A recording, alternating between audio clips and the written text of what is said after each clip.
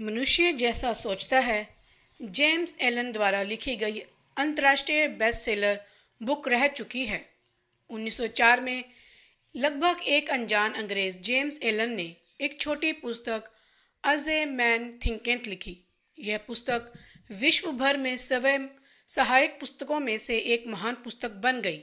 स्वयं को सामर्थ्य देना ज़्यादा उचित वर्णन है, क्योंकि यह न केवल यह उजागर करती है कि हमारी सफलता की कुंजी हमारे स्वयं के मन में है, बल्कि यह भी दिखलाती है कि हम कैसे इन कुंजियों का इस्तेमाल करें, जिससे कि उस महानतम संतुष्टि को प्राप्त कर सके जिसकी हमने कभी कल्पना की थी। इस संशोधित संस्करण में मार्क एलन ने इस उत्कृष्ट कृति का नवीनीकरण किया, उसकी भाषा को बदला है जो पुरानी और प्रचलित हो गई है, और संदेश की स्पष्टता को प्रखर किया है। उन्होंने जैसा तुम सोचते हो का उद्देश्य सभी के लिए दर्शित किया है और विवरण किया है कि कैसे ये सिद्धांत वास्तव में सर्वलौकिक है और सब पर लागू होते हैं, चाहे उनका लिंग, उम्र, जाति, मत, सामाजिक वर्ग या शिक्षा कुछ भी क्यों ना हो।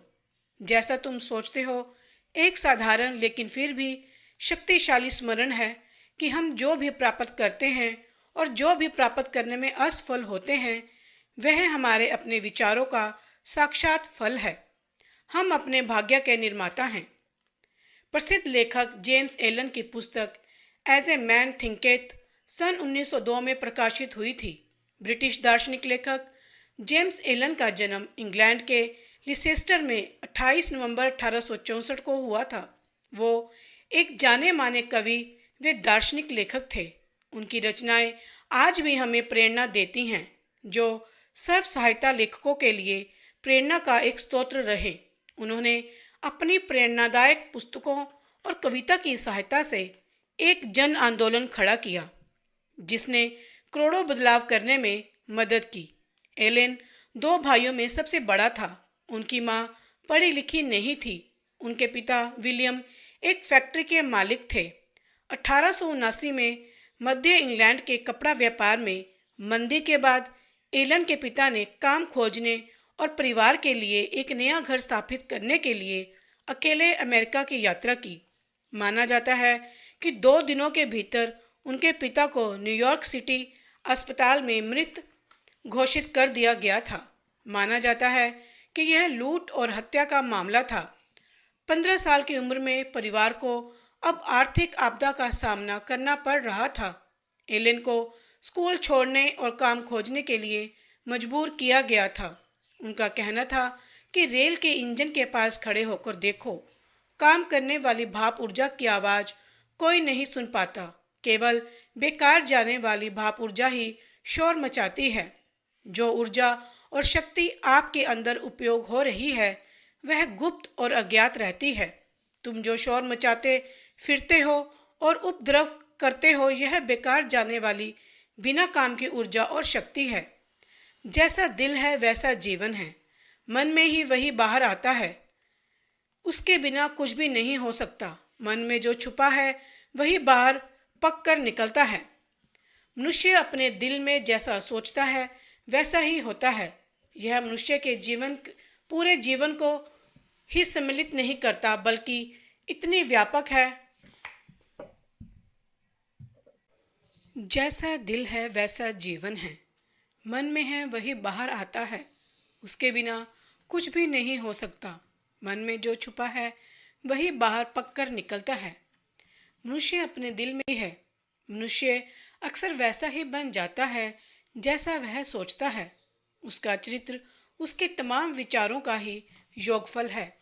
प्रस्तावना: यह छोटी सी कृति ध्यान और अनुभव का परिणाम है। विचार की शक्ति के बारे में बहुत कुछ लिखा जा चुका है, लेकिन कोई व्यवस्थित शोध प्रबंध नहीं है। यह केवल सुझावपूर्ण है, व्याख्यात्मक नहीं। इसका उद्देश्य मनुष्यों को केवल इसी सत्य की खोज और प्रत्यक्ष ज्ञान के लिए प्रोत्साहित करना है कि उन्हें किन विचारों के आधार पर और सावधानी से चुनकर प्रोत्साहित किया जाए। वे स्वयं ही स्वयं के निर्माता हैं। चरित्र रूपी आंतरिक वस्त्र और परिस्थितित रूपी ब्रह्म वस्त्र का कुशल बुनकर मन ही है, और जैसा कि अभी तक क्लेश और अज्ञानता के कारण उसने दुख दर्द को ही बुना है, अब उसी मन के द्वारा आप ज्ञानोदय और सुख शांति का निर्माण कर सकते हैं।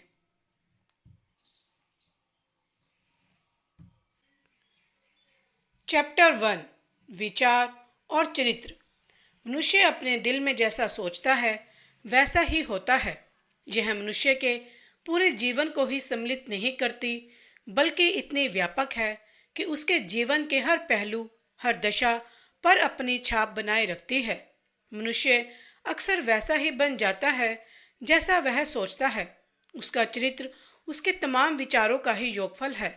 जैसे एक पेड़ बीज से उगता है, बीज के बिना पेड़ नहीं उग सकता, उसी तरह मनुष्य द्वारा किए गए हर कार्य के पीछे अप्रत्यक्ष रूप में विचार रूपी बीज होता है, जिसके बिना वैसा कार्य हो ही नहीं सकता था। यह बात अनायास या पहले से अनियोजित माने गए कार्यों पर भी उतनी ही लागू होती है जितनी कि सोच समझकर किए गए कार्यों पर। विचार का पुष्पित होना कार्य है, सुख और दुख उसके फल हैं। इसलिए मनुष्य अपने जीवन रूपी बगीचे में कृषि व्यवस्था के अनुसार कभी मीठे और कभी कड़वे फल संग्रह करता है। मन में निहित विचार ने हमें बनाया है। हम जो भी हैं वह अपने विचारों द्वारा गढ़े और निर्मित किए गए हैं। यदि मनुष्य के मन में बुरे विचार हैं तो उसके पास दुख इस प्रकार आता है जैसे बैल के पीछे पहिया। यदि कोई विचारों की पवित्रता को बनाए रखे तो निश्चय ही प्रसन्नता उसका पीछा इस तरह करती है जैसे उसकी अपनी परछाई। चैप्टर 2, परिस्थितियों पर विचार का प्रभाव। मनुष्य का मन एक उपवन के समान है जिसे समझदारी से सजाया संवारा जा सकता है, अथवा उसे झाड़ झंकाट की भांति बेरोक टोक फैलने दिया जा सकता है। लेकिन चाहे परिष्कृत ढंग से हो या उपेक्षित, उसमें कुछ ना कुछ तो उगने ही वाला है। यदि उसमें उपयोगी बीज नहीं बोए गए तो बेकार के पेड़ पौधे उगते रहेंगे। अनुपयोगी जंगली खरपतवार के बीज बहुतायत से पैदा होकर बिखरते रहेंगे और अपने ही समान खरपतवार बढ़ाते जाएंगे। जैसे माली अपने बगीचे में करीने से जमीन तैयार करता है, खरपतवार साफ करता है, अपनी जरूरत के अनुसार फल फूल उगाता है, उसी तरह सारे खराब गलत अशुद्ध विचारों की खरपतवार को उखाड़ते रहकर मनुष्य को अपने मन रूपी उपवन को सुंदर बनाए रखना चाहिए और पूर्णत्व की ओर बढ़ने के लिए सही उपयोगी और शुद्ध फल फूल रूपी विचार बनाए रखकर उनकी देखभाल करते रहना चाहिए। इस प्रक्रिया को बराबर करते रहने से देर सवेर मनुष्य को आखिर यह बोध हो ही जाता है कि अपनी आत्मा रूपी बगिया का प्रमुख माली वही है और अपने जीवन का निर्देशक भी। विचार के ये नियम उसके भीतर उद्घाटित होते हैं कि किस प्रकार विचार की शक्ति और मन के तत्व उसके चरित्र, परिस्थितियां और भाग्य को गढ़ने में अपना योगदान देते हैं, और इस बारे में उसकी समझदारी दिन प्रतिदिन बढ़ती ही जाती है। विचार और चरित्र एक ही हैं, और जिस तरह चरित्र केवल वातावरण और परिस्थितियों के द्वारा ही अपने आप को अभिव्यक्त करके समझा जा सकता है, उसी प्रकार मनुष्य के जीवन की बाहरी दशाएं उसकी आंतरिक दशाओं में सामंजस्य में प्रकट होती हैं। इसका अर्थ यह नहीं कि किसी समय विशेष में मनुष्य की परिस्थितियां उसके चरित्र के बारे में पूरी तरह संकेत दे सके, परंतु वे परिस्थितियां उसके अंदर के महत्वपूर्ण विचार तत्व से इतनी प्रगाढ़ता से जुड़ी होती हैं कि उस समय उसकी प्रगति के लिए वे अपरिहार्य होती हैं। अस्तित्व के नियम के अनुसार हर मनुष्य अपनी उस सही जगह पर है जहां उसे होना चाहिए। जिन विचारों को उसने अपने चरित्र में गढ़ा है वही उसे वहां पर लेकर आए हैं, तथा उसके जीवन की व्यवस्था में इत्तेफाक की कोई गुंजाइश नहीं है, बल्कि यह सब उस नियम का परिणाम है जिसमें कभी गलती हो ही नहीं सकती। यह उनके लिए बिल्कुल उसी तरह सत्य है जो अपने वातावरण से संतुष्ट है, और उनके लिए भी जो अपने वातावरण से सामंजस्य नहीं बिठा पाते। एक प्रगतिशील और विकासशील प्राणी के रूप में मनुष्य जहाँ भी है, यह सीखने के लिए है कि वह विकसित हो, और किसी भी परिस्थिति में जैसे जैसे वह अपने लिए निहित आध्यात्मिक पाठ पढ़ता जाता है, वह परिस्थिति समाप्त होती जाती है और दूसरी परिस्थितियों को जगह देती जाती है। जब तक मनुष्य स्वयं को बाहरी हालातों के द्वारा नियंत्रित प्राणी मानता रहता है, वह परिस्थितियों के थपेड़े खाता रहता है। परंतु जब उसे एहसास होता है कि उसमें वह सृजनात्मक शक्ति है जो अपने अस्तित्व में छिपी मिट्टी और बीज को ऐसा आदेश दे सकती है जिसमें से परिस्थितियां उत्पन्न होती हैं, तब सही मायने में वह अपना मालिक बनता है। प्रत्येक मनुष्य जिसने समय की जिस किसी भी अवधि के लिए आत्म नियंत्रण और आत्म शुद्धि का अभ्यास किया है, वह जानता है कि परिस्थितियां विचार से उत्पन्न होती हैं, क्योंकि उसने गौर किया होगा कि उसकी बदली हुई मनोदशा के सही अनुपात में उसकी परिस्थितियों में बदलाव होता है।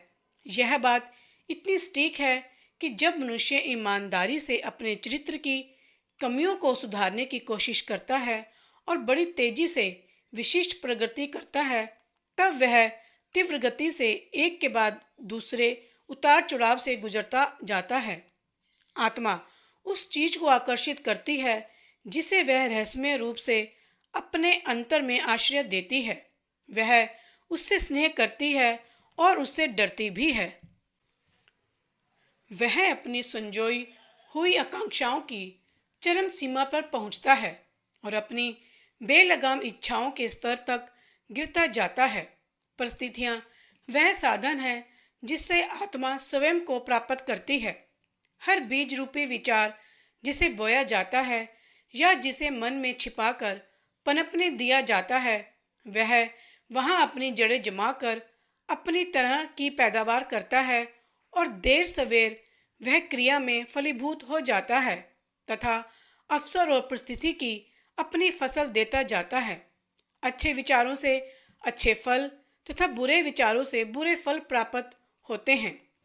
बाहरी परिस्थितियों का संसार विचारों के आंतरिक संसार के अनुसार अपने को आकार देता है। सुखद और दुखद दोनों ही बाहरी दशाएं व्यक्ति के मूलभूत कल्याण के लिए कारण बनते हैं। अपनी खुद की लगाई फसल काटने वाले के रूप में मनुष्य सुख और दुख दोनों से ही सीखता है। अंतर्मन की उन कामनाओं, आकांक्षाओं और विचारों का अनुगमन करते हुए जिनके द्वारा वह दूषित कल्पनाओं की पकड़ में आकर या दृढ़ निश्चय से मजबूत और उच्च प्रयास में लगे रहकर खुद को शासित होने देता है, मनुष्य आखिरकार अपने बृहद जीवन में उनकी पूर्ति और सफलता पर पहुंचता है। वृद्धि और समझौते के नियम हर जगह लागू होते हैं। मनुष्य जेल में या भिखारियों के बीच भाग्य या परिस्थितियों के क्रूर अत्याचारों की वजह से नहीं, बल्कि अपनी अधम इच्छाओं और भ्रष्ट विचारों के रास्ते से पहुंचता है। ना ही कोई पवित्र मानसिकता वाला मनुष्य बाहरी शक्ति के जरा से दबाव में आकर अपराध के गर्त में गिरता है, बल्कि आपराधिक विचार उसके दिल में अज्ञात रूप से बहुत लंबे समय से पोषित होते रहे और किसी सही मौके ने उन शक्तियों को एकत्रित कर सामने आने का मौका दे दिया। मनुष्य को बनाने वाली परिस्थितियां नहीं होती, वे केवल उसके सामने खुद उसी को उजागर करती हैं। जब तक मनुष्य का झुकाव अनैतिकता की ओर ना हो, ऐसी परिस्थितियों का अस्तित्व हो ही नहीं सकता जो उसे दुराचार और उसके परिणाम स्वरूप मिलने वाली तकलीफों की ओर धकेल दे। ना ही सद्गुणों की आकांक्षा का निरंतर पोषण करे बिना मनुष्य अचानक सदाचार की ओर प्रेरित होकर पवित्रतम सुख शांति प्राप्त कर सकता है। इसलिए मनुष्य अपने विचार का मालिक और अधिकारी बनकर खुद अपना निर्माता, अपने वातावरण का रचयिता और उसे आकार देने वाला है। जन्म के समय भी आत्मा अपने आप आती है। धरती की इस यात्रा के हर कदम पर परिस्थितियों के उन संयोगों को आकर्षित करती है जो खुद उसकी अपनी पवित्रता या अपवित्रता, उसकी खुद की शक्ति या कमजोरी के प्रतिबिंब को उजागर करती है। मनुष्य उन चीजों को आकर्षित नहीं करते जो उन्हें चाहिए, बल्कि उसे आकर्षित करते हैं जो वे हैं। उनकी सनक, भ्रांतियां और महत्वाकांक्षाएं हर कदम पर निष्फल हो जाती हैं, परंतु उनके आंतरिक विचार और इच्छाओं का पोषण उनके खुद के अच्छे या बुरे विचारों से होता है। हमारे अंतिम क्षण को आकार देने वाली दिव्यता हमारे ही अंदर है और वही हमारा सब है। मनुष्य ने खुद ही अपने को बेड़ियों से बांधा है। विचार और कर्म भाग्य का कारागार है। वे अधम होने के कारण सीमाबद्ध कर देते हैं। वे आज़ादी के फरिश्ते भी हैं। उदात होने के कारण वे मुक्ति देते हैं। मनुष्य को वह नहीं मिलता जिसकी वह इच्छा या याचना करता है, बल्कि वह मिलता है जो उसने ईमानदारी से कमाया है। उसकी इच्छाएं और याचनाएं तभी सुनी जाती हैं और पूरी होती हैं जब विचार और क्रम के साथ उनका सामंजस्य स्थापित हो जाता है। इस सच्चाई को समझने पर परिस्थितियों से लड़ने का क्या मतलब है? इसका अर्थ यह है कि मनुष्य निरंतर बाहरी दिखाई देने वाली परिस्थिति से विद्रोह करता है, जबकि वह उसके कारण को हर समय अपने हृदय में पोषित करते हुए सुरक्षित रहता है। वह कारण चेतन दोष का रूप ले सकता है या एक अचेतन कमजोरी, परंतु चाहे वह कुछ भी हो, वह उसके स्वामी की हर कोशिश में हठपूर्वक बाधा डालता है और उसके उपचार के लिए चीख पुकार मचाता है। मनुष्य अपनी परिस्थितियों को सुधारने के लिए चिंतित है, परंतु खुद को सुधारने के लिए वह तैयार नहीं है। इसलिए वे बंधन में रहते हैं।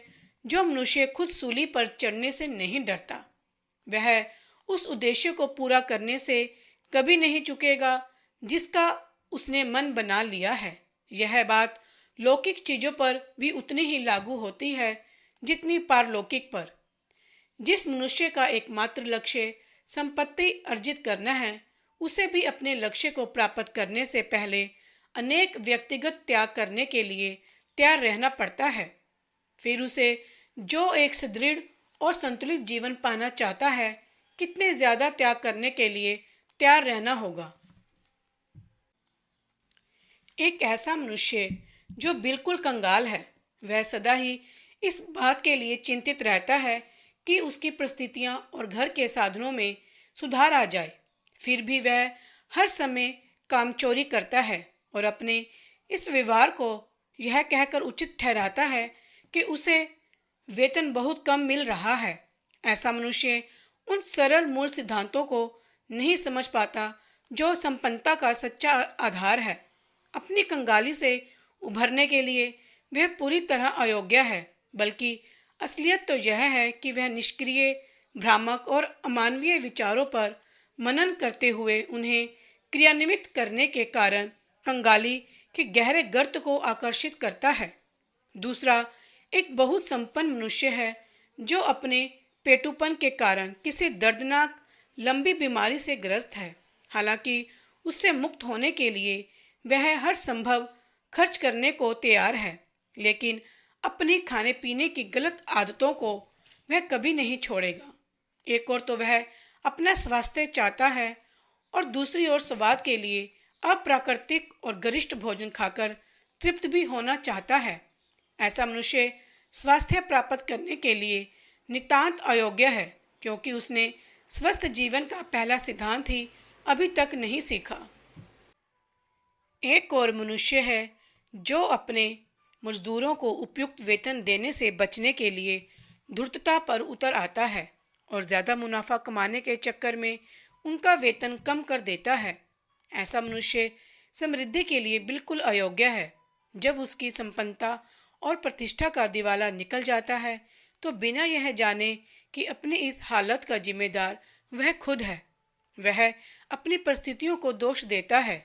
मैंने उपरोक्त 3 उदाहरण इस सत्य को स्पष्ट करने के लिए दिए हैं कि अपनी परिस्थितियों का कारण मनुष्य स्वयं है और यह भी उसका लक्ष्य अच्छे परिणाम प्राप्त करने का होते हुए भी वह अपनी उपलब्धियों से निरंतर निराश होता रहता है, क्योंकि वह ऐसे विचार और इच्छाओं को बढ़ावा देता है जो शायद उस अच्छे परिणाम से सामंजस्य नहीं बिठा सकते। थोड़े बहुत बदलाव करके ऐसे अनगिनत उदाहरण दिए जा सकते हैं, परंतु यह आवश्यक नहीं है। यदि पाठक चाहे और संकल्प करे तो मन में, अपने जीवन में विचार के नियम के प्रभाव को ढूंढ सकते हैं।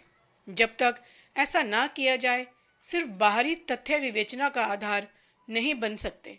फिर भी परिस्थितियाँ इतनी जटिल होती हैं, विचार इतनी गहराई में जड़े जमाए होते हैं और सुख की परिभाषा व्यक्तियों के लिहाज से इतनी ज़्यादा बदलती जाती है कि मनुष्य के जीवन के केवल बाहरी पहलू से उसकी संपूर्ण आत्मदशा को किसी दूसरे व्यक्ति द्वारा नहीं आंका जा सकता। हालांकि हो सकता है यह बात उसे स्वयं मालूम हो। कोई मनुष्य कुछ बातों में ईमानदार हो सकता है, फिर भी अभावों का दुख झेल रहा हो। कोई मनुष्य कुछ बातों में बेईमान होते हुए भी धन दौलत अर्जित कर ले, लेकिन आमतौर पर यह मान लेना सिर्फ ऊपरी और पर निर्णय लेने का परिणाम है कि कोई व्यक्ति अपनी किसी खास ईमानदारी के कारण असफल होता है और दूसरा अपनी किसी खास बेईमानी की वजह से संपन्न, क्योंकि ऐसा मान लिया जाता है कि बेईमान आदमी पूरी तरह से बिल्कुल बेईमान होता है और ईमानदार आदमी हर मामले में पूरी तरह से ईमानदार। गहराई में जाने पर और विस्तृत अनुभव के आधार पर ऐसा निर्णय गलत साबित होता है। उस बेईमान व्यक्ति में भी कुछ ऐसे प्रशंसनीय गुण हो सकते हैं जो हो सकता है कि दूसरे में ना मिले, और ईमानदार व्यक्ति में कुछ ऐसे घृणित दोष हो सकते हैं जो दूसरे सामान्य लोगों में नहीं होते। ईमानदार व्यक्ति अपने निष्कपट विचारों और कार्यों के अच्छे परिणाम से लाभान्वित होता है और साथ ही अपने दोषों के कारण मिलने वाली तकलीफों को भी भोगता है। इसी प्रकार बेईमान व्यक्ति अपने दुखों और खुशियां अर्जित करता है। मिथ्याभिमानी मनुष्य यह विश्वास करके खुश हो जाता है कि उसे अपने सद्गुण के कारण तकलीफें उठानी पड़ती हैं, लेकिन जब तक मनुष्य अपने मन में हर दूषित, कटु और अपवित्र विचार उखाड़कर नहीं फेंक देता तथा अपनी आत्मा पर से हर पापमय धब्बा साफ नहीं कर देता, क्या वह तब तक यह जानने और घोषित करने की स्थिति में होता है कि दुख दर्द उसके अच्छे कार्यों के परिणाम है, न कि उसके अवगुणों के। उस सर्वोच्च पूर्णता के मार्ग पर और उस तक पहुंचने से कहीं पहले उसे यह एहसास होगा कि यही महान नियम जो निर्बाध रूप से न्यायप्रिय है, उसके मन और जीवन में क्रियाशील है। इसलिए वह अच्छाई के लिए बुरा और बुराई के लिए अच्छा परिणाम नहीं दे सकता।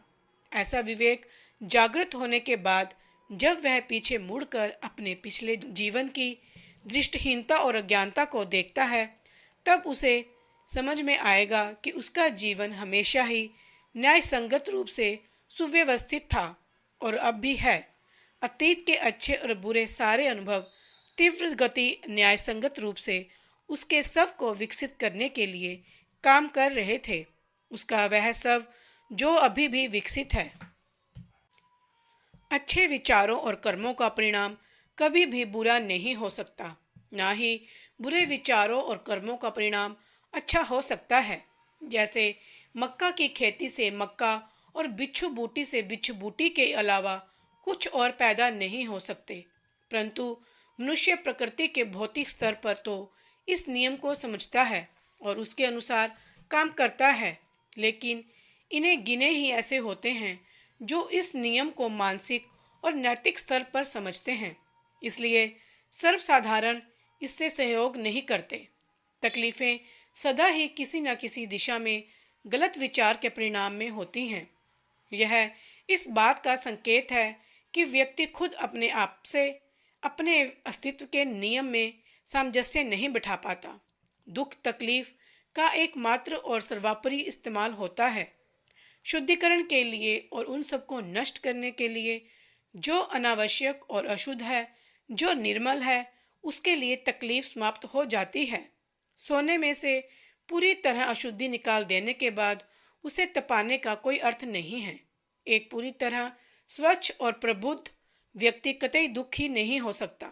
मनुष्य को दुख में जिन परिस्थितियों का सामना करना पड़ता है, वे उसके ही मानसिक असंतुलन का परिणाम है। जिन परिस्थितियों का प्रभाव सुखकारी होता है, वह मनुष्य के मानसिक सामंजस्य के कारण होता है। सौभाग्यशाली होने का मापदंड भौतिक संपत्ति नहीं बल्कि सही विचार है। दुर्भाग्य का मापदंड भौतिक संपत्ति का अभाव नहीं बल्कि गलत विचार है। कोई मनुष्य धनी होते हुए भी अभिशापित हो सकता है अथवा गरीब होते हुए भी सौभाग्यशाली। अमीरी और सौभाग्य तभी एक साथ हो सकते हैं जब धन का उपयोग विवेक के साथ सही तरीके से किया जाता है। साथ ही गरीब मनुष्य दुर्भाग्य के गर्त में तभी उतरता है जब वह अपनी हालत को अन्याय से थोपी हुई मानता है। गरीबी और आसक्ति दुर्भाग्य के दो छोर हैं। ये दोनों समान रूप से अस्वाभाविक और असंतुलित मन का परिणाम है। जब तक मनुष्य स्वस्थ, संपन्न और प्रसन्न ना हो, तब तक वह सही तरह से अनुकूल अवस्था में नहीं आता और प्रसन्नता, स्वास्थ्यता और संपन्नता मनुष्य के अंतरंग का उसके बाह्य वातावरण के साथ सामंजस्यपूर्ण तालमेल का परिणाम है। मनुष्य सही मायने में मनुष्य तभी बनता है जब वह छींकना और छिड़कना बंद कर देता है और उस अव्यक्त न्याय की खोज आरंभ कर देता है जो उसके जीवन को नियंत्रित कर रहा है। जब वह अपने मन को उस नियंत्रण करने वाले खटक के अनुकूल कर लेता है, तब वह दूसरों को अपनी हालत का जिम्मेदार ठहराना बंद कर देता है और खुद को महान और तेजस्वी विचारों से गढ़ने लगता है। वह परिस्थितियों से लड़ना बंद करके तेजी से अपनी प्रगति के लिए सहायक, साथ ही अपने अंतर में निहित संभावनाओं और छिपी हुई क्षमताओं को ढूंढने के साधन के रूप में उनका उपयोग करना शुरू कर देता है। ब्रह्मांड में सबसे प्रबल सिद्धांत व्यवस्था का है, अव्यवस्था का नहीं। न्याय जीवन की आत्मा और तत्व है, अन्याय नहीं। साथ ही इस संसार के आध्यात्मिक शासन को गढ़ने वाली और चलाने वाली शक्ति सदाचार है, भ्रष्टाचार नहीं। यह इस तरह होने के कारण यह जानने के लिए ब्रह्मांड सही है। मनुष्य को और कुछ नहीं बल्कि स्वयं को सही करना होगा और अपने आप को सही करने की इस प्रक्रिया के दौरान वह समझेगा कि जैसे जैसे वह लोगों और वस्तुओं के प्रति अपने विचारों को बदलता जाएगा, वस्तुएं और दूसरे लोग उसके प्रति बदलते जाएंगे। यह सत्य है और इसका प्रमाण हर व्यक्ति में है और इसलिए इसमें क्रमबद्ध आत्मविश्लेषण और आत्मनिरीक्षण द्वारा आसानी से जांच पड़ताल करने की गुंजाइश है। मनुष्य को अपने विचारों में आमूल परिवर्तन करने दीजिए और वह अपने जीवन की भौतिक दशाओं में होने वाले तीव्र परिवर्तनों के प्रभाव को देखकर चकित रह जाएगा। मनुष्य कल्पना कर लेता है कि विचार को छिपा कर रखा जा सकता है, लेकिन ऐसा हो ही नहीं सकता। यह तेजी से आदत में बदल जाते हैं और आदत घनीभूत होकर परिस्थिति में बदल जाती है। पाश्विक विचार नशे की लत और कामुकता में बदल जाते हैं, जो गरीबी और बीमारी की परिस्थितियों में घनीभूत हो जाते हैं। हर प्रकार के अपवित्र विचार तीव्र गति से दुर्बलता की आदत में बदल जाते हैं और प्रतिकूल यानी हानि पहुंचाने वाली परिस्थितियों में घनीभूत हो जाते हैं। भय, संदेह और दुविधा कमजोर अनिश्चित की आदतों में बदल जाते हैं, जो असफलता, दरिद्रता और गुलामी भरी निर्भरता में घनीभूत हो जाते हैं। आलसीपन के विचार दुष्टता और बेईमानी की आदतों में बदल जाते हैं तथा अनियमितता और भिखारीपन की परिस्थिति में घनीभूत होते हैं। घृणापूर्ण और दंडनात्मक विचार दोषारोपण और उग्रता की आदतों में बदल जाते हैं, जो फिर नुकसान और अत्याचार की परिस्थितियों में घनीभूत हो जाते हैं। सब प्रकार के स्वार्थपूर्ण विचार स्वार्थीपन की आदतों में बदल जाते हैं, जो लगभग दुखद परिस्थितियों में घनीभूत होते हैं। दूसरी ओर हर प्रकार के सुंदर विचार, कृपा और दयालुता की आदतें धारण कर लेते हैं, जो सद्भावपूर्ण और सुहावनी परिस्थितियों का स्वरूप ले लेती है। शुद्ध विचार आत्म संयम और आत्म नियंत्रण की आदतों को धारण कर लेते हैं, जो शांति और प्रशांति की परिस्थिति का स्वरूप ले लेते हैं। बहादुरी आत्मविश्वास और निर्णयात्मक विचार पुरुषोचित आदतों का रूप धारण कर लेते हैं, जो सफलता, प्रचुरता और स्वतंत्रता की परिस्थितियों में बदल जाते हैं। ऊर्जा से भरे विचार स्वच्छता, परिश्रम की आदतों का रूप धारण कर लेते हैं, जो आनंददायी परिस्थितियों में बदल जाते हैं। कोमल और क्षमाशील विचार कोमलता की आदतों का रूप धारण कर लेते हैं, जो संरक्षात्मक और परीक्षित परिस्थितियों में बदल जाते हैं। प्रेमपूर्ण और स्वार्थ रहित विचार निस्वार्थी आदतों का रूप लेकर स्थायी संपन्नता और सच्ची समृद्धि की परिस्थितियों का स्वरूप ले लेते हैं।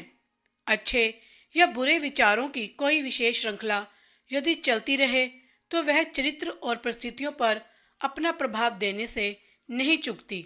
अपनी परिस्थितियों का चुनाव मनुष्य सीधे सीधे तो नहीं कर सकता, परंतु अपने विचारों का चुनाव करके वह निश्चय ही अपनी परिस्थितियों को आकार दे सकता है। हर मनुष्य के उन विचारों को प्रकृति संतुष्ट करने में मदद करती है जिन्हें वह बहुत ज्यादा बढ़ावा देता है, तथा अच्छे और बुरे दोनों प्रकार के विचारों को बहुत तेजी से उभार कर ऊपर ले जाने का अवसर प्रदान करती है। मनुष्य को अपने दोषयुक्त विचारों से मुक्त होने दो।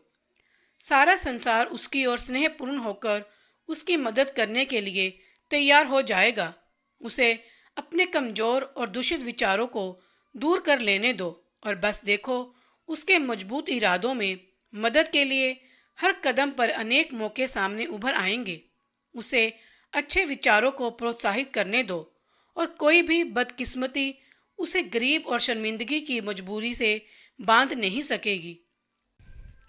यह दुनिया रंगों के विभिन्न संयोजन का क्लाइडोस्कोप यह बहुरूपी दर्शी है, जो आपके निरंतर बदलते विचारों की अति संवेदनशील समायोजित तस्वीरें पल पल पर आपके सामने उभारता है। तो तुम वही बनोगे जो बनने के लिए तुम कटिबद्ध हो। असफलता को उसका मिथ्या संतोष लेने दो, उस निर्दोष शब्द वातावरण में, परंतु आत्मा उसे तिरस्कृत कर मुक्त है। यह समय और आकाश को जीत लेती है।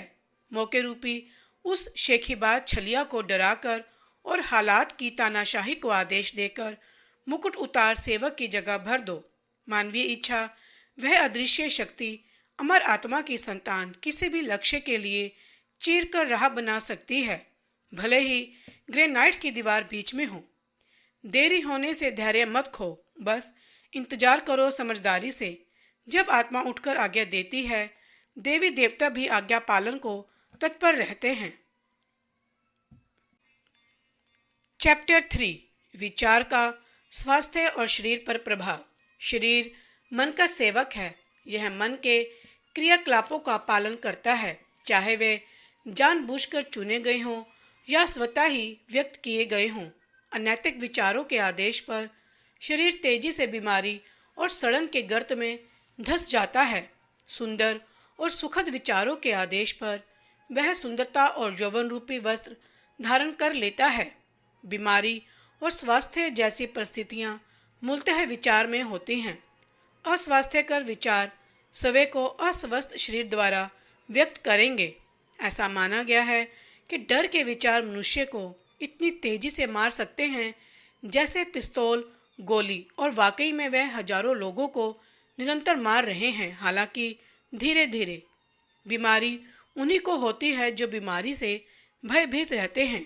चिंता तुरंत ही पूरे शरीर के मनोबल को तोड़कर बीमारी के प्रवेश का रास्ता खोल देती है, जबकि दूषित विचार शीघ्र ही स्नायु तंत्र को छिन्न भिन्न कर देते हैं, भले ही भौतिक रूप से उनमें आसक्त ना हो। दृढ़, पवित्र और सुखद विचार शरीर को मनोहरता और ओज से सशक्त बनाते हैं। शरीर एक कोमल और प्लास्टिक अर्थात आसानी से मुड़ जाने वाला यंत्र है, जो सहज ही उन विचारों के लिए प्रतिक्रिया देता है जिनसे वह प्रभावित होता है, और विचार की आदतें अपने अच्छे या बुरे प्रभाव उन पर दिखाएगा। मनुष्य जब तक दूषित विचार फैलाता जाएगा तब तक उसमें प्रवाहित होने वाला रक्त अशुद्ध और जहरीला रहेगा। छल कपट से रहित हृदय से स्वच्छ शरीर और विशुद्ध जीवन बनता है। कलुषित मन से भ्रष्ट शरीर, कलुषित जीवन उत्पन्न होता है। विचार क्रम जीवन और अभिव्यक्ति का झरना है। इस झरने को पवित्र बनाएं और सब कुछ पवित्र हो जाएगा।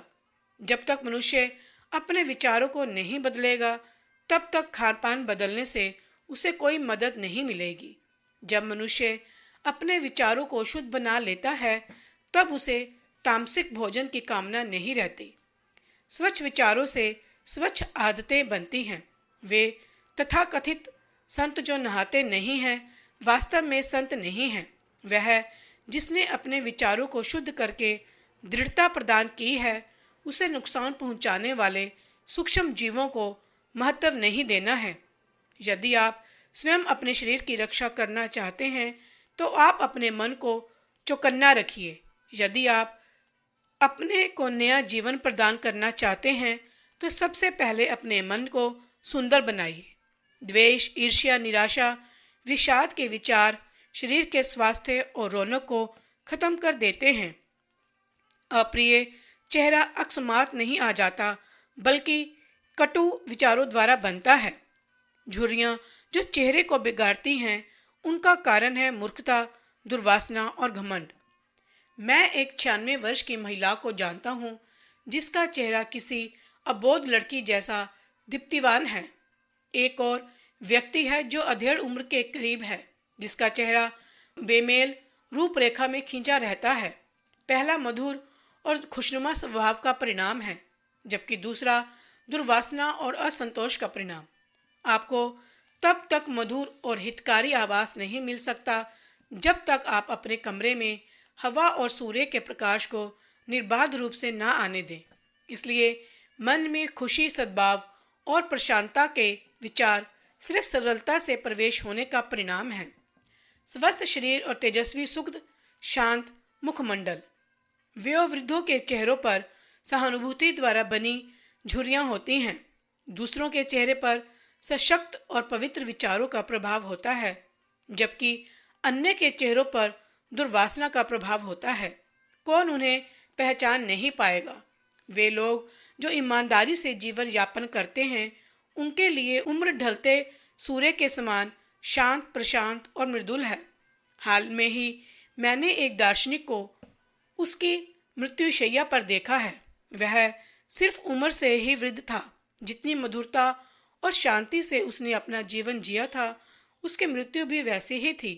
शरीर की बीमारियों को दूर करने के लिए प्रसन्नता से भरे विचारों जैसा कोई डॉक्टर नहीं है। दुख और व्यथा की छाया को हटाने के लिए सद्भाव अथवा अपनापन दर्शाकर सांत्वना प्रदान करने के अतिरिक्त और कुछ नहीं हो सकता। लगातार कटुता, संदेह, ईर्ष्या और दुर्भावपूर्ण विचारों में रहना बिल्कुल ऐसा ही है मानो खुद के बनाए हुए बंदी गृह में कैद रहना।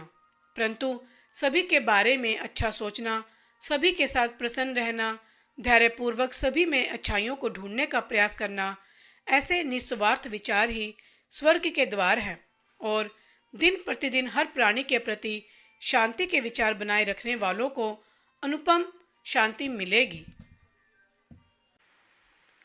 चैप्टर 4 विचार और उद्देश्य। जब तक विचारों को उद्देश्य से ना जोड़ा जाए कोई भी बौद्धिक उपलब्धि नहीं होती। जीवन रूपी भवसागर में विचारों के मस्तूल वाला छोटा जहाज अधिकतर इधर उधर भटकता रहता है।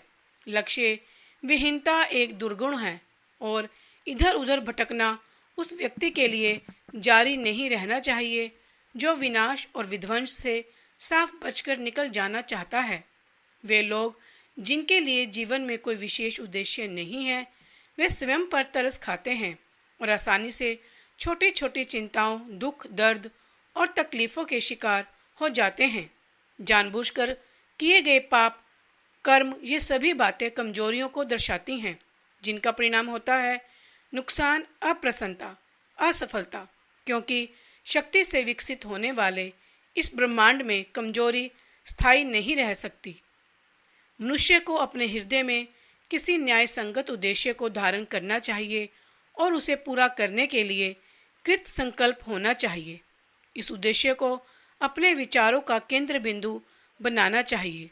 उस समय विशेष में उसकी प्रकृति के अनुसार यह आध्यात्मिक आदर्श या किसी सांसारिक विषय का रूप ले सकता है, परंतु यह जो भी हो उसे अपनी विचार शक्ति उस विषय पर केंद्रित रखनी चाहिए जिसे उसने अपने सामने संकल्प के रूप में रखा है। इस उद्देश्य को उसे अपना सबसे महत्वपूर्ण कर्तव्य मानना चाहिए और उसे प्राप्त करने के लिए खुद को समर्पित करना चाहिए। अपने विचारों को क्षण भंगुर भ्रांतियों, लालसाओं और कल्पनाओं में भटकने नहीं देना चाहिए। आत्मनियंत्रण और विचार की सच्ची एकाग्रता के लिए यह राजमार्ग है। यहाँ तक कि अगर वह बार बार अपना उद्देश्य पूरा करने में असफल हो जाए, जैसा कि उसे आवश्यक रूप से तब तक करना है जब तक कि वह इस कमजोरी को दूर ना कर ले। इस तरह प्राप्त चरित्र की शक्ति उसकी सच्ची सफलता का मापदंड होगी और भविष्य के लिए सामर्थ्य और विजय का एक नया प्रारंभिक बिंदु तैयार करेंगी। वे लोग जो एक महान उद्देश्य का बोध रखने के लिए तैयार नहीं हैं, उन्हें कर्तव्य के दोषमुक्त अनुपालन के लिए अपने विचारों को एक महान उद्देश्य पर जमा लेना चाहिए, भले ही उनका काम कितना ही नगण्य क्यों ना लगे। केवल इसी प्रकार विचारों को एकत्रित करके केंद्रित किया जा सकता है और दृढ़ निश्चय और ऊर्जा विकसित की जा सकती है। ऐसा कर लेने पर ऐसा कुछ भी शेष नहीं रहता जिसे पूरा ना किया जा सके। अपनी कमजोरी को जानते हुए और इस सत्य पर विश्वास करते हुए कि प्रयास और अभ्यास से ही शक्ति विकसित की जा सकती है, सबसे कमजोर आत्मा भी इस पर विश्वास करते हुए तुरंत प्रयास करना शुरू कर देगी। प्रयास पर प्रयास, धीरज पर धीरज और शक्ति पर शक्ति जुड़ते जाने पर आत्मा कभी विकसित होना बंद नहीं करेगी और आखिरकार दिव्यता के समान सशक्त हो जाएगी। जैसे शारीरिक रूप से कमजोर मनुष्य सावधानी और धैर्यपूर्वक प्रशिक्षित होकर अपने आप को शक्तिशाली बना सकता है, वैसे ही कमजोर विचारों वाला मनुष्य सही दिशा में चिंतन करके स्वयं को शक्तिशाली बना सकता है। निरुद्देश्यहीनता तथा कमजोरी को दूर करने के लिए और संकल्प के साथ विचार शुरू करने के लिए ऐसे शक्तिशाली लोगों की श्रेणी में प्रवेश करना चाहिए जो असफलता को उपलब्धि के लिए केवल एक राह मानते हैं, जो सभी दिशाओं को अपने निर्माण में सहायक बना लेते हैं, जो पूरी शक्ति से सोचते हैं, निडरता से कोशिश करते हैं और निपुणता से कार्य का संपादन करते हैं। अपने उद्देश्य को समझ लेने पर उसे प्राप्त करने के लिए मनुष्य को बिना दाएं बाएं देखे मानसिक रूप से एक सीधा रास्ता चुन लेना चाहिए। संदेह और डर को कड़ाई से निकाल देना चाहिए। वे विघटनकारी तत्व है जो प्रयास की सीधी रेखा को तितर बितर करके उसे टेढ़ा मेढ़ा, निष्प्रभावी और बेकार कर देते हैं। संदेह और डर के विचारों से ना कोई काम पूरा होता है और ना कभी किया जा सकता है। वे सदा असफलता की ओर ले जाते हैं। उद्देश्य पूरा करने के लिए ऊर्जा और शक्ति चाहिए और जब संदेह और डर खिसक कर आ जाते हैं तो तमाम दृढ़ विचार खत्म हो जाते हैं। इस ज्ञान से कि हम इस काम को कर सकते हैं, इच्छा शक्ति अपने आप आ जाती है। संदेह और डर इस ज्ञान के सबसे बड़े शत्रु हैं और वह जो उनका वध नहीं करता, जो इन्हें बढ़ावा देता है, खुद को हर कदम पर विफल कर देता है। वह जिसने संदेह और डर पर विजय पा ली, उसने असफलता को जीत लिया है। हर विचार ऊर्जा से परिपूर्ण होता है और हर कठिनाई का सामना हिम्मत से करके समझदारी से उस पर विजय पाई जाती है। उसके उद्देश्य सही समय पर रोपे जाते हैं जो फलते फूलते हैं और ऐसे फल उत्पन्न करते हैं जो झड़कर समय से पहले नहीं गिर जाते। वे विचार जो उद्देश्य के प्रति निर्भयता से परिपूर्ण होते हैं, वे नव निर्माण की शक्ति बन जाते हैं।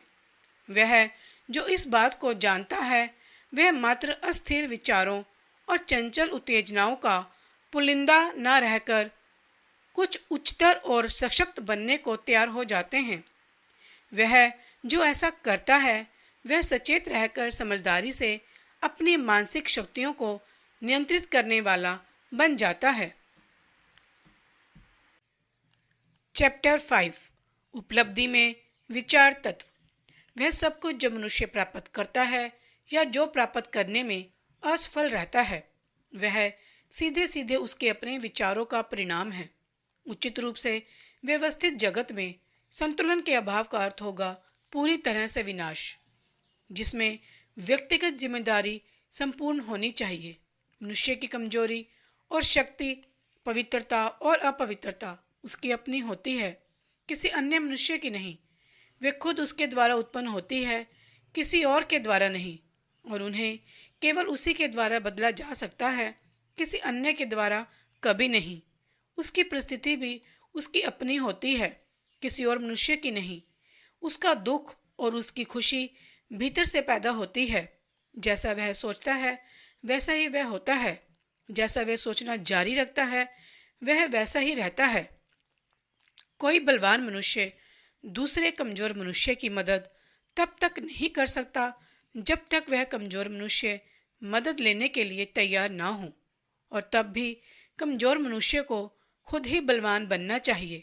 अपने खुद के प्रयास से उसे वह शक्ति विकसित करनी चाहिए जिसकी वह दूसरों में प्रशंसा करता है।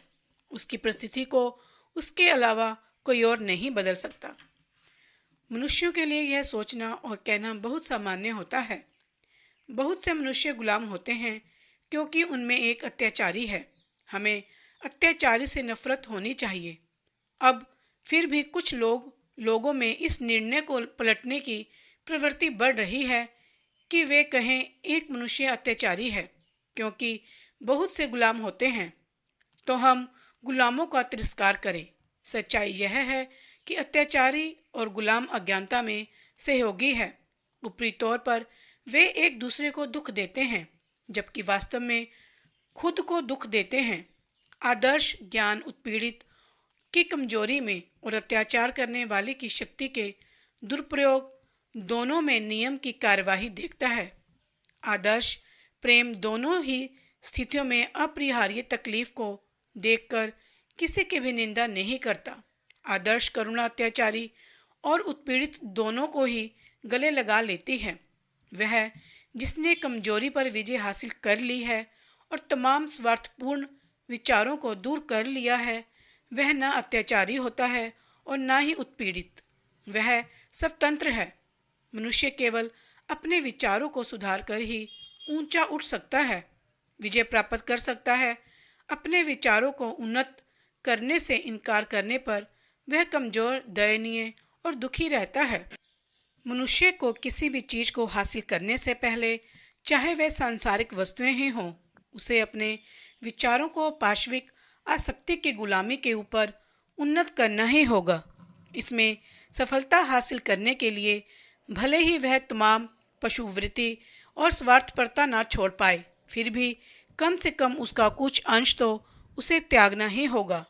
वह मनुष्य जिसका पहला विचार पाशविक आसक्ति है, ना तो वह सही ढंग से सोच सकता है, ना ही व्यवस्थित तरीके से योजना बना सकता है। वह अपने अंतर्निहित संस्थानों को ना तो पहचान सकता है और ना ही उन्हें विकसित कर सकता है, और कोई भी जिम्मेदारी निभाने में असफल हो जाता है। अपने विचारों को साहसपूर्वक नियंत्रित न करने के कारण ही वह कई मामलों को नियंत्रित नहीं कर पाता और गंभीरता से निभाई जाने वाली जिम्मेदारियां नहीं उठा सकता। वह स्वतंत्र रूप से कार्य करने में सक्षम नहीं है, ना अपने बूते पर कुछ कर सकता है, बल्कि वह जिन विचारों को पसंद करता है उन्हीं पर सीमित रहता है। त्याग किए बिना कोई भी प्रगति या उपलब्धि नहीं हो सकती। मनुष्य की सांसारिक सफलताएं उसी अनुपात में होंगी जितना वह अपने भ्रामक पाशविक विचारों को त्याग देता है और अपने संकल्प और आत्मनिर्भरता को दृढ़ करके अपने मन को अपनी योजनाओं के विकास के लिए केंद्रित कर लेता है। वह अपने विचारों को जितना उन्नत कर लेता है उतना ही समझदारी, ईमानदार और पौरुष युक्त बन जाता है और उसे उतनी ही अधिक सफलता मिलेगी। उसकी उपलब्धियां उतनी ही सुखदायी और टिकाऊ होंगी। यह ब्रह्मांड लोभी, बेईमान, झूठे और शातिर लोगों के पक्ष में नहीं रहता। हालांकि सतही तौर पर कभी कभी ऐसा प्रतीत होता है वह सच्चे, उदार और ईमानदार लोगों की मदद करता है। हर युग के महान शिक्षकों ने अलग अलग शब्दों में इस बात की घोषणा की है और इस बात की पुष्टि करने और उसे जानने के लिए मनुष्य को अपने विचारों को उन्नत करके खुद को ज़्यादा से ज़्यादा सदाचारी बनाने के लिए कटिबद्ध होना पड़ेगा। बौद्धिक उपलब्धियां उन विचारों का परिणाम है जो ज्ञान की खोज के लिए अथवा जीवन और प्रकृति में सौंदर्य और सत्य के प्रति समर्पित है। कभी कभी ऐसी उपलब्धियां अभिमान और महत्वाकांक्षा से भी संबंधित होती हैं, परंतु ये उन विशिष्टताओं के परिणाम नहीं हैं, बल्कि वे लंबे समय तक किए गए कठिन प्रयास तथा पवित्र और निस्वार्थ विचारों के स्वाभाविक परिणाम हैं। पावन आकांक्षाओं की पूर्ति ही आध्यात्मिक उपलब्धियां हैं, जो उन्नत और महान विचारों की संकल्पना में निरंतर रहता है, जो हर शुद्ध और निस्वार्थ वस्तु में बसता है। जिस प्रकार सूर्य अपनी प्रकाष्ठा और चंद्रमा अपने पूर्णत्व तक पहुंचता है, निसंदेह ऐसा मनुष्य अपने चरित्र में विवेकशील और उदात्त बन जाता है और प्रभावशाली एवं सौभाग्यशाली स्थिति तक पहुंच जाता है। किसी भी प्रकार की उपलब्धि प्रयास का प्रतिफलन और विचारों का सिरताज है। आत्मनियंत्रण, संकल्पना, परिशुद्धता, नीतिपरायणता और सही दिशा निर्देशित विचारों की सहायता से मनुष्य का उत्थान होता है। पशुता, निष्क्रियता, अशुद्धता, भ्रष्टाचार और भ्रामक विचार मनुष्य के पतन का कारण होते हैं। मनुष्य संसार में उच्च कोटि की सफलता हासिल कर सकता है और आध्यात्मिक क्षेत्र में भी बुलंदियों तक जा सकता है, परंतु अभिमानी, भ्रष्ट और स्वार्थी विचारों को अपने ऊपर हावी होने देने पर फिर से वह निर्बलता और दुर्भाग्य के गर्त में गिर जाता है। सही विचार द्वारा प्राप्त विजय को सजगता से बरकरार रखा जा सकता है। सफलता के प्रति आश्वस्त रहने पर वे एहतियात नहीं बरतते और शीघ्र ही असफलता की ओर फिसलने लगते हैं। सभी उपलब्धियां, चाहे वे व्यावसायिक, बौद्धिक या आध्यात्मिक जगत की हों, वे निश्चित रूप से प्रत्यक्ष विचारों के परिणाम हैं, जो एक ही नियम द्वारा शासित है और एक ही तरीके के हैं। उसमें अंतर केवल उपलब्धि के विषय का होता है।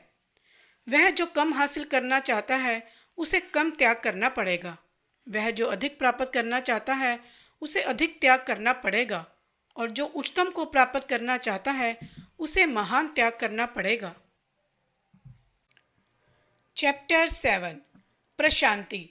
बुद्धिमानी का एक बहुमूल्य सुंदर रतन मन की शांति है। यह लंबे समय तक धैर्यपूर्वक किए गए आत्मनियंत्रण के प्रयास का परिणाम है। इसकी मौजूदगी परिपक्व अनुभव का संकेत है और विचार के नियमों और उनके संचालन के सामान्य से कहीं अधिक है।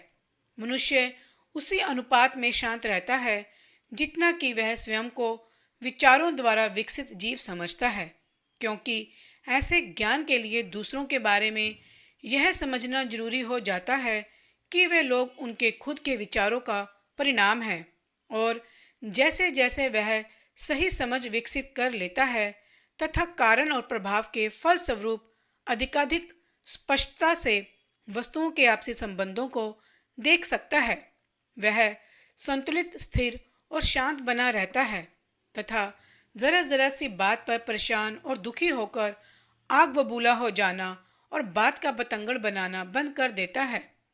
शांत प्रवृत्ति का मनुष्य खुद को काबू में रखना सीखकर यह जान लेता है कि खुद को दूसरों के अनुकूल कैसे बनाया जाए।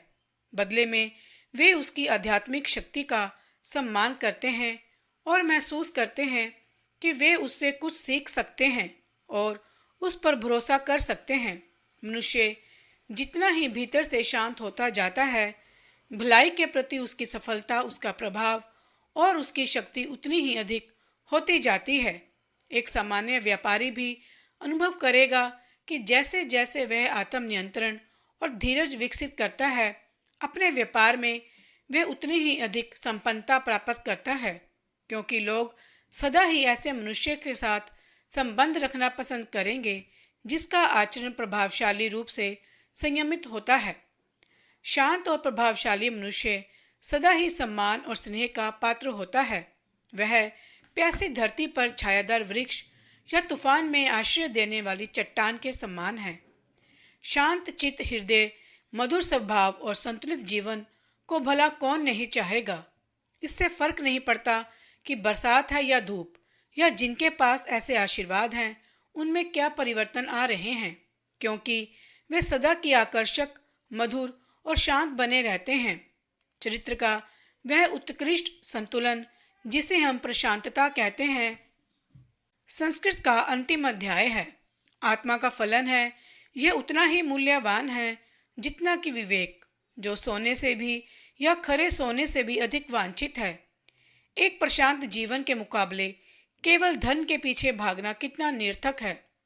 लहरों के नीचे, समुद्री तूफानों की पकड़ के परे ऐसा जीवन जो सत्य के महासागर में वास करता है, शाश्वत प्रशांति में।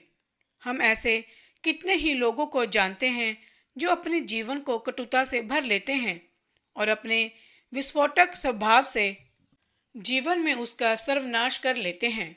जो सुंदर और मधुर है, जो अपने चरित्र के संतुलन को बर्बाद करके दुश्मनी मोल ले लेते हैं। प्रश्न यह है कि आत्म नियंत्रण के अभाव में क्या अधिकांश मनुष्य अपनी खुशियों को खत्म कर अपने जीवन को बर्बाद नहीं कर लेते? अपने जीवन में हम केवल कुछ एक ही ऐसे लोगों से मिलते हैं जो पूरी तरह से संतुलित हैं और जिनके पास वह उत्कृष्ट शालीनता होती है जो परिष्कृत चरित्र का विशेष लक्षण है। हाँ, मानवता जैसे अनियंत्रित भावावेश से उमड़ती है, बेलगाम दुख से उत्तेजित होकर संदेह और चिंता से इधर उधर थपेड़े खाती है। वही केवल एक विवेकशील मनुष्य, जिसके विचार शुद्ध और नियंत्रित हैं, अपनी आत्मा की हवाओं और आंधियों को आज्ञा पालन के लिए मजबूर कर लेता है। समुद्री तूफानों में हिचकोले खाई हुई आत्माओं, आप चाहे कहीं पर भी हो, चाहे कैसे भी परिस्थितियों में आप रहते हो, जान ले जीवन रूपी भवसागर में आशीर्वाद रूपी टापू मुस्कुरा रहे हैं और आपके आदर्श के उज्जवल तट आपके आने की राह देख रहे हैं। अपने विचार रूपी पतवार पर अपनी पकड़ मजबूत रखिए। आपकी आत्मा की गहराइयों में आदेश देने वाला मालिक लेटा हुआ है। वह है, लेकिन सुप्त अवस्था में है। उसे जागृत करो। आत्म नियंत्रण मनोबल है, सही विचार निपुणता है, प्रसन्नता शक्ति है। अपने हृदय में यह भाव बनाएं, नीरव शांति शांति बने रहें। चैप्टर 6, परिकल्पनाएं और आदर्श। स्वप्न दृष्टा विश्व के उदारक होते हैं। जिस तरह अदृश्य संसार दृश्य संसार को संभाले रखता है, इसी प्रकार अपनी तमाम तकलीफों, गुनाह और घृणित कार्यों की वजह से मनुष्य अपने एकमात्र स्वप्न दृष्टा के सुंदर दृश्यों से पोषित होता है। मानवता अपने स्वप्न दृष्टाओं को भूल नहीं सकती। वह उनके आदर्शों को धूमिल होकर मिटने नहीं दे सकती। वह उन्हीं में जीवित रहती है और वह उन्हें उन वास्तविकताओं के रूप में जानती है जिन्हें वह एक दिन देखेगी और जानेगी। रचयिता, मूर्तिकार, चित्रकार, कवि, पैगंबर, संत, ऋषि सभी परलोक के सृष्टि करता है। स्वर्ग के वास्तुकार। विश्व इसलिए सुंदर है क्योंकि वे लोग इसका हिस्सा रहे हैं। उनके बिना संघर्ष करने वाली मानवता नष्ट हो जाएगी। जो अपने हृदय में सुंदर परिकल्पना और उच्च आदर्श संजोता है, वही एक दिन उन्हें साकार कर सकता है। कोलंबस ने एक अन्य विश्व की परिकल्पना संजोई और उसे खोज भी निकाला। कोपरनिकस ने अनेक विश्व और विस्तृत ब्रह्मांड की परिकल्पना संजोई रखी और उन्हें उजागर किया। भगवान बुद्ध ने निष्कलंक सौंदर्य एवं उत्तम शांतिपूर्ण आध्यात्मिक विश्व की परिकल्पना का अवलोकन किया और उसमें प्रवेश भी किया। अपने स्वप्नों को संजोए रखो, अपने आदर्शों को संजोए रखो, अपने हृदय को प्रेरित करने वाले संगीत को संजोए रखो, क्योंकि आपके मन में आकार लेती हुई सुंदरता, आपके विचारों को आच्छादित करने वाला माधुर्य तथा सारी आनंददायी परिस्थितियां इन्हीं में से विकसित होगी और स्वर्गीय वातावरण का विकास होगी। यदि इन सब के प्रति आप सच्चे हैं तो अंत में आपके विश्व का निर्माण हो जाएगा। इच्छा रखने का अर्थ है उसे प्राप्त करना, आकांक्षा रखने का अर्थ है उसकी उपलब्धि। क्या मनुष्य के निम्नतम स्तर की इच्छाओं की दृष्टि पूरी तरह से हो जाएगी और उसकी पवित्रतम अभिलाषाएं प्रोत्साहन की कमी के कारण दम तोड़ देगी? विधान ऐसा नहीं है। मांगो और पाओ के संदर्भ में इच्छाओं की ऐसी दशा कभी नहीं हो सकती। उदात्त स्वप्नों की कल्पना करो। तुम जैसे स्वप्नों की कल्पना करते हो वैसे ही बन जाते हो। भविष्य की तुम्हारी कल्पना में इस बात की आशा है कि तुम एक दिन क्या बनोगे। तुम्हारे आदर्श इस बात की भविष्यवाणी है कि आखिरकार तुम क्या अनावृत करोगे। बड़ी से बड़ी उपलब्धि भी शुरू में एक समय स्वप्न ही थी। इतना बड़ा बरगद का पेड़ भी प्रसुप्त अवस्था में बीज में ही निहित था। चूजा भी अंडे में प्रतीक्षा करता है और आत्मा की उत्तम कल्पना शक्ति में एक जागृत फरिश्ता प्राण डालता है। स्वप्न असलियत के बीज हैं। आपकी परिस्थितियां प्रतिकूल हो सकती हैं, परंतु आप यदि किसी आदर्श को नज़र में रखें और उस तक पहुंचने की कोशिश करें तो परिस्थितियां अधिक समय तक प्रतिकूल नहीं रहेंगी। आप अपने अंतरतम की यात्रा करते हुए बाहर अविचल नहीं रह सकते। यहाँ उदाहरण है एक युवक का जो गरीबी और परिश्रम से दबा हुआ है, किसी भी प्रकार के कार्य के लिए परिष्कृत नहीं है, अप्रशिक्षित है और जिसे लंबे समय तक ऐसी जगह काम करना पड़ता है जहाँ का वातावरण स्वास्थ्य के अनुकूल नहीं है। फिर भी वह बेहतर चीज़ों की कल्पना करता है। वह बुद्धिमत्ता, परिष्कृत अनुग्रह और सौंदर्य के बारे में सोचता है। वह जीवन की एक आदर्श परिस्थिति के बारे में कल्पना करके उसे मानसिक रूप से निर्मित करता है। प्रशस्त स्वतंत्रता और विस्तृत कार्यक्षेत्र की परिकल्पना उस पर अपना अधिकार जमा लेती है। उसकी व्याकुलता उसे कार्य के लिए प्रेरित करती है और वह अपने बचे हुए सारे समय तथा साधनों को अपनी अव्यक्त शक्ति या संस्थानों के विकास में लगा देता है। शीघ्र ही उसका मन इस तरह परिवर्तित हो जाता है कि उस कार्यशाला में अब उसका मन नहीं लगता। उसका मन अपनी मानसिकता के साथ सामंजस्य न बैठा पाने के कारण उसके जीवन से इस तरह हट जाता है जिस तरह पहने हुए वस्त्र को मनुष्य उतार फेंकता है, और अवसरों के बढ़ने के कारण जो उसकी बढ़ती हुई शक्तियों के कार्यक्षेत्र में योग्य बैठती है वह उसमें से हमेशा के लिए निकल जाता है। वर्षों बाद हम इस नवयुवक को एक वयस्क के रूप में पाते हैं। हम उसे मन की कुछ विशेष शक्तियों के स्वामी के रूप में पाते हैं। वह अपने हाथों में विशालकाय जिम्मेदारियों की डोर थामे हुए है। उसकी वाणी सुनकर जीवन बदल जाते हैं। स्त्री और पुरुष उसके शब्दों का अनुसरण करके अपने चरित्र में सुधार करने लगते हैं। वे सूर्य की भांति अटल और ऐसा प्रकाशवान केंद्र बन जाता है जिसके चारों ओर असंख्य नियतियां परिक्रमण करती हैं। उसने अपने युवावस्था के विजन यानी परिकल्पना को साकार कर लिया है। अपने आदर्श के साथ वह एकाकार हो गया है। हे युवा पाठकों, आप भी अपने हृदय की परिकल्पना को साकार करेंगे, चाहे वे निम्न स्तर की हो या सुंदर अथवा दोनों प्रकार की मिली जुली। आपका आंतरिक झुकाव सदा ही उसकी ओर होगा जिसे आप चोरी छिपे मन में सबसे ज्यादा चाहते हैं। आपके विचारों का अक्षरशः परिणाम आपके हाथों में रखा जाएगा। आपको वही मिलेगा जो आपने कमाया है, ना उससे कम ना उससे ज्यादा। आपका वर्तमान वातावरण चाहे कुछ भी हो, आपके अपने विचारों, आपके आदर्श, आपकी परिकल्पना के साथ ही आपका उत्थान या पतन होगा। अपने पर हावी इच्छा के अनुकूल, अपने नगण्य अथवा प्रभावी महत्वाकांक्षा के अनुकूल ही आप महान बनते हैं। स्टैंटन डेविस कर्कहम के शब्दों में, आप अपने कर्मों का लेखा जोखा रखते होंगे। और अब तक जो आपके आदर्शों के बीच की रुकावट बन रहे थे, उस द्वार से चलकर आप निकल जाएंगे और स्वयं को ऐसे दर्शकगण के सामने पाएंगे। कलम अभी भी आपके कान के पीछे होगी, हाथों पर स्याही के धब्बे, और तभी वहां आपकी प्रेरणा बौछारों के रूप में फूट पड़ेगी। आप भले ही भेड़ें चरा रहे होंगे और कभी ग्रामीण देहाती की तरह शहर में चकित होकर मुंह बाए हैरान निरुद्देश्य घूम रहे होंगे। इसी प्रकार अपनी आत्मा के निर्भीक मार्गदर्शन में आप अपने गुरु के कक्ष में पहुंच जाते हैं और कुछ समय बाद वे कहेंगे, तुम्हें सिखाने के लिए अब मेरे पास और कुछ नहीं है।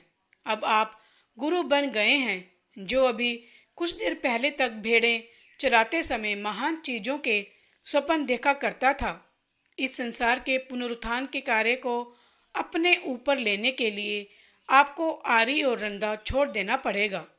विचार विहीन, अनभिज्ञ और अकर्मण्य मनुष्य केवल संयोग, सौभाग्य और अवसर की बातें करते हैं। वे वस्तुओं को नहीं बल्कि उनके प्रत्यक्ष प्रभावों को ही देखते हैं। किसी मनुष्य को धनवान होते देखकर वे कहते हैं, वह कितना सौभाग्यशाली है। किसी अन्य की बुद्धिमत्ता को देखकर वे चिल्ला उठते हैं, भाग्य ने उसकी कितनी सहायता की है।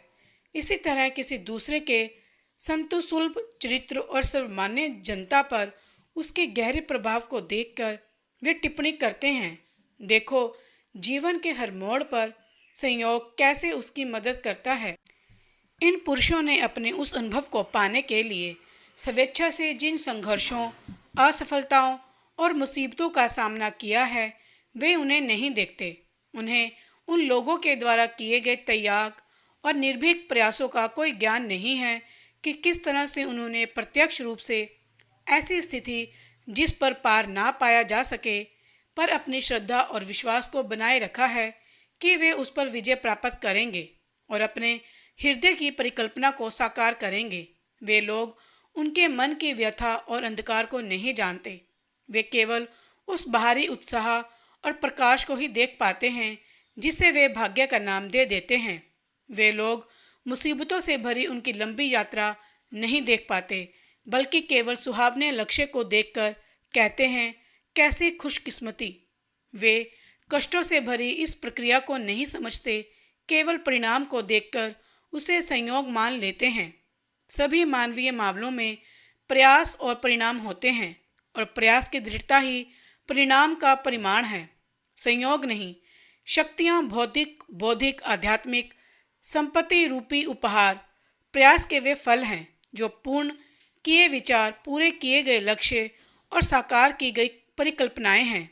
जिस परिकल्पना को आप अपने मन में गौरवंती करते हैं, जिस आदर्श को आप अपने हृदय के सिंहासन पर आसीन करते हैं, इसी के द्वारा आप अपने जीवन को निर्मित करेंगे और यही आप बनेंगे।